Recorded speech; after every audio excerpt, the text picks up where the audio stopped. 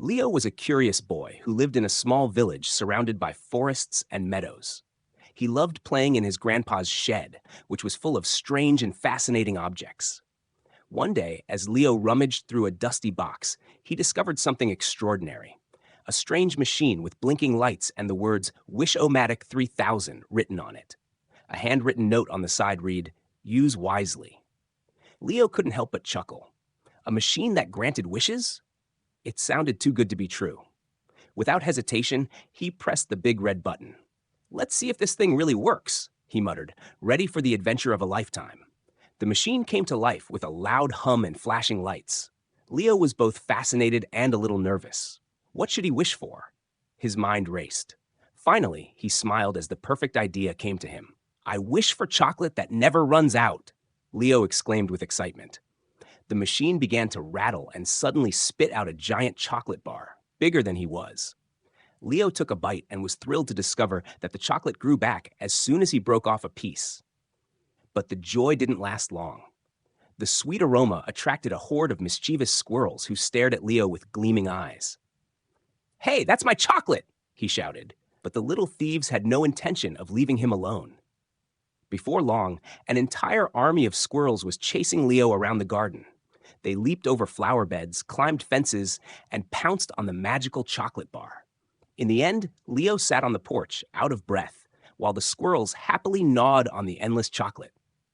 "Well, that's a great start," he sighed, deciding to think more carefully about his next wish. Deep down, though, he was a little proud. "Okay, this time something useful," Leo said firmly. "I wish for a pet that can talk," he shouted and pressed the button. With a loud pop, a colorful parrot with shimmering rainbow feathers appeared. "Hello, boss. I'm Charlie," the parrot squawked. At first, Leo was thrilled. Charlie could not only talk but also tell jokes. However, the fun quickly turned into chaos. Charlie loved revealing Leo's secrets. On the school playground, he squawked, "Leo is scared of broccoli," and in the bakery he announced, "Leo stole 3 cookies last week." Leo turned bright red as everyone laughed. At home, Charlie wouldn't stop chattering, even spilling embarrassing dreams. Leo didn't know how to make him stop. "Maybe this wasn't such a good idea," he muttered as Charlie perched triumphantly on his shelf, grinning like a troublemaker. Leo invited his friends Mia and Ben to try out the machine. "This sounds like fun," Mia exclaimed and wished for a giant water park. The machine promptly granted her wish. The garden turned into a paradise of water slides, pools, and fountains. Water splashed everywhere, and the kids cheered. Then Ben pressed the button. "I wish for a rocket to take us to the moon," he said. The rocket appeared, but got stuck in Grandma's apple tree. While the kids laughed, the water park transformed into a flood, destroying the vegetable patch. Slides collapsed, and soon the garden was a chaotic mess. "Well, that wasn't our best idea," Leo said dryly as they tried to stop the water flow. In the end, they sat in the mud and laughed, because despite the chaos, it was a day full of adventure. Leo decided the machine should clean up the mess. "I wish everything was perfect," he shouted. The machine rattled and spat out a giant robot. "I am Perfekto 9000. Everything will be optimized," it boomed. At first, the robot repaired the water park and freed the rocket from the tree, but then it went too far. The houses in the village became square blocks, the trees were trimmed into perfect spheres, and even the bakery's cakes became so symmetrical they looked inedible. The villagers were horrified. "This isn't what I wanted," Leo cried. But Perfekto 9000 ignored him. "Everything must be perfect," the robot declared and kept working. The children tried to stop the robot, but Perfekto 9000 was too powerful. Leo knew they only had one chance. They needed a plan to restore balance to their village. "We have to act fast," Mia shouted. While she and Ben distracted the robot, Leo ran to the machine. "I wish everything was back to normal," he yelled. The machine hummed, and suddenly the village was back to the way it was.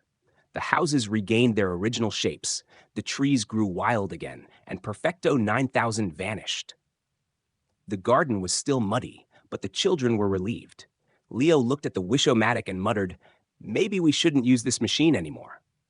Together, they returned the machine to Grandpa's shed, where it was safely locked away. "That was a close call," Ben said. The friends laughed and decided that from now on, they would rely on their own creativity instead of magic. But Leo knew that every bit of chaos brought its own kind of adventure, especially with his best friends by his side. The kids laughed as they left the shed together. Charlie the parrot flew over their heads and squawked, "Next time, I get to make a wish." Leo shook his head and grinned. "Sometimes, it's better to leave the world just the way it is," he said.